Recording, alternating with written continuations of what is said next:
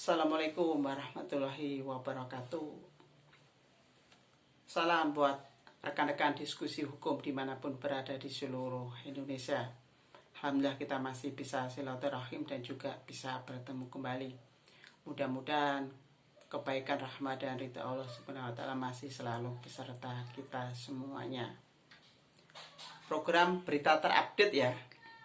Kali ini kita menyinggung persoalan ini masih berkaitan dengan yang masih update tentunya, dan rekan-rekan juga sebenarnya dalam hal ini saya juga sudah sering menyampaikan pendapat-pendapat saya di Twitter ya, yang paling cepat itu kan, dan juga berinteraksi dengan para pihak dengan hal-hal lainnya itu kan. Ya ini saya sampaikan pada intinya di sini.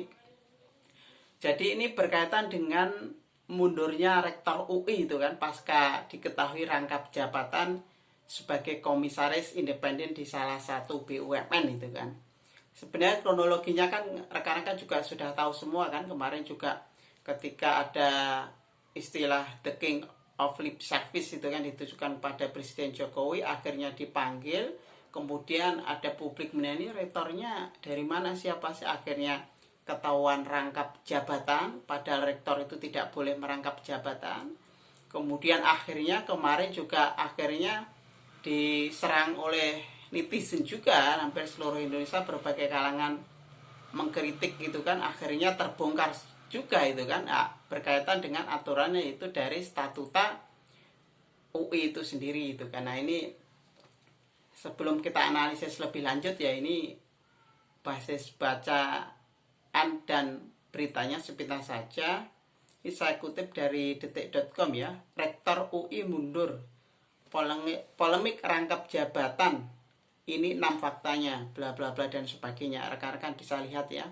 Nanti saya cuma memberikan pandangannya saja. Nah, jadi pada intinya sebenarnya kita tidak mempersoalkan persoalan melulu universitasnya mana ya. Kebetulan yang heboh adalah Universitas Indonesia, pun juga tidak terlalu mempersoalkan personalnya ataupun hal lainnya itu kan. Saya mencoba melihat dalam perspektif yang lebih besar itu kan. Kalaupun UI ataupun rektor UI itu cuma bagian ataupun dari segmen bagian dari analisa saja dalam kehidupan, mencerdaskan kehidupan bangsa, khususnya dalam kebebasan akademik dan mimbar mahasiswa itu kan. Nah, kalau kita cermati pasca ada mundurnya rektor itu, sebenarnya kalau kita cermati yang namanya perguruan tinggi negeri itu kan statusnya beda-beda itu kan. Ada yang PHMN, ada yang BLU dan sebagainya. Pun juga aturan pemilihan rektornya juga beda, pun nanti juga dalam PTS yang statusnya juga berada di bawah yayasan juga beda-beda. Nah ini kembali pada PTN itu kan. Artinya PTN ini bisa dikatakan setengah kakinya ada di pemerintah. Kenapa? Karena statuta yang berada di wilayah universitas tersebut dia diatur di dalam peraturan pemerintah dan ditandatangani oleh presiden itu kan. Bahkan dalam penunjukan ataupun pemilihan rektor, pemerintah juga ada andil untuk pemberian suara di sana. Nah ini persoalannya itu kan. Cuma benang merahnya yang ingin saya garis bawahi adalah, masalah intinya adalah ketika rektor UI ataupun jabatan di Universitas PTN ini rangkap jabatan di sebuah komisaris, ini adalah bagaimana mencampuri dan intervensi terhadap dunia pendidikan, pun juga ngobrak-ngabrik dunia akademik. Di sana kebebasan suara bisa tersandra, bisa terbungkam secara tersistematis itu kan. Nah, ini yang menjadi persoalannya yang kita cermati itu kan. Kalau kita cermati sebenarnya peraturan pemerintah yang lama itu kan memang 68 tahun 2013 ya, yang melarang rangkap jabatan. Cuma ketika rektor UI ketahuan rangkap jabatan, yang aneh adalah bukannya rektor UI itu dipecat, justru rektor UI malah seolah-olah mempunyai power untuk menekan presiden. Malah dikeluarkan peraturan pemerintah terbaru nomor 75 tahun 2021 yang menyatakan bahwa rektor boleh rangkap jabatan. Nah ini aneh itu kan. Jadi dalam kerangka hukum, kalau ada yang melanggar sebuah aturan, diberi sanksi, bukan aturan ataupun bukan norma hukumnya yang dirubah. Ini logika terbalik yang menyesatkan ini kan. Jadi saya juga heran juga ini ada apa dan seperti apa konteksnya itu kan. Nah, akan tetapi persoalan itu sudah sedikit mereda ya ketika Rektor UI sudah menyatakan mundur dari komisaris di salah satu BUMN itu kan. Artinya persoalan mundurnya patut kita apresiasi, paling tidak sedikit meredakan kepanasan publik khususnya di dunia pendidikan itu kan. Cuma persoalannya kan rangkap jabatan masih ada, peraturan pemerintah juga masih ada itu kan. Idealnya memang peraturan pemerintah tersebut juga segera dicabut. Karena harapan dalam dunia akademik seperti apa sebenarnya? Jangan sampai kekuasaan ini intervensi masuk dunia pendidikan.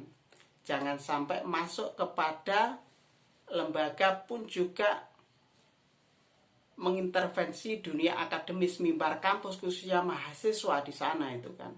Karena akan tersandra, jangan sampai membungkam suara kebebasan mahasiswa yang tersistematis menggunakan kekuasaan di bawah Kemendikbud khususnya membawa seluruh universitas di seluruh Indonesia. Ini yang kita kritisi, artinya hal tersebut sangat anomali berkaitan dengan tujuan berbangsa dan bernegara kita di alinea 4 konstitusi untuk mencerdaskan kehidupan bangsa. Kalau pemerintah terlalu ikut campur terhadap urusan kebebasan mahasiswa melalui rektor-rektor menekan kemudian dikasih jabatan, disandera politik di sana, persoalannya bukan mencerdaskan kehidupan bangsa di sana, justru malah akan memberi penyesatan itu karena ini yang perlu kita garis bawahi. Cuma kita juga kurang tahu sikap presiden itu sebenarnya ketika tanda tangan itu membaca atau tidak, atau cuma tinggal tanda tangan atau seperti apa. Publik juga dibuat heran itu kan. Ini yang lagi-lagi membuat kacaunya dunia hukum dan juga dunia pendidikan. Hal seperti ini dari hal yang remeh-temeh akan tapi dampaknya sangat luas itu kan, apalagi ketika mahasiswa masih masa-masa pandemi seperti ini, masih kegiatan online, masih malah disuguhkan pada hal-hal yang sangat memalukan seperti ini itu kan ya. Ini evaluasi bersama saja di dunia pendidikan kita seperti apa. Pada intinya kebebasan suara akademik mimbar kampus jangan pernah dibungkam lah oleh kegiatan hal-hal yang terstruktur dan sistematis itu pun juga ketika biar tidak ada intervensi, cabut PP nomor 75 tahun 2021 gitu kan. Di sana cuma celahnya saja, contohnya saja di sana sebenarnya. Itu ya, kita kawal bersama.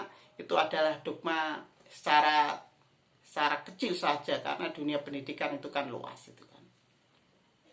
Itu ya dari saya sedikit pandangan saya, nanti bisa disambung lain waktu.